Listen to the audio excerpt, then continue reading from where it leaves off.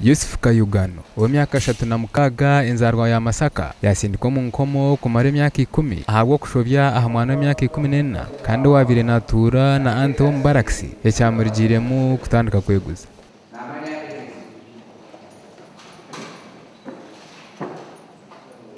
As we speak now, the victim has started to be a prostitute. Iranga bwetwogera kati omuwala yafukira ddala malaya because of the mistreatment he got from the accused of the convict. Olw'empisa embi eyamutuusibwako okuva ku lunaku olwo. Ntone that honorable chairman members of this court. Sekyo kyokka the victim, the accused person, the convict was aware that he was HIV positive. Avunanyuma bulungi yali akimanyi nti alina obulwadde bwa siriimu. He did not take any precautionary measures in protecting the victim. Talina kyakweyambisa kyonna kye yakozesa ekiyinza okuziyiza obulwadde obwo okukwata bwasobyako. This court does hereby sentences you RA 1897-68 Private Kayugano Yusuf alias Boboya, the term of 10 years imprisonment from today to the 8th June 2016.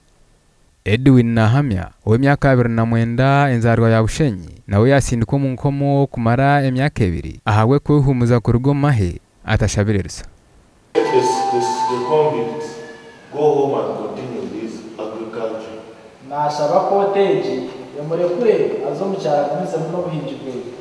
So on the defense we pray that our prayer is that the soldier is dismissed from the armed forces. Circumstances this court does hereby sentences you RA 1895-7151 Private Namanya Ebony, the term of 2 years imprisonment from death of the nabwo ekyo koteji yafubira nekoma emyaka 2 omukihomo kya gavumenti ku rugaga eriizooba. We have a right to appeal within 14 days from today. Meja Peter Mugisa nagirangu Abaserukare bine kurebera hafu birebi ahabwo kuba obuhenda biragiro bukanyiro mu basirikare kandi bwine kurekeraho kimusemerire iki ya myaka 10 nokugamba eki kijja kusomesa abasirikare abandi bona bari ni benda ubundi bari ni basobora okuhamba obwana obuto nuko kibasomese nti kiri kitano muno okukwata obwana obuto oba okubutoroboza.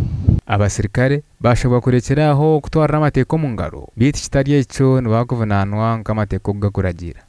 Ndisuse ndi Amhachi aha TV West agacencyure.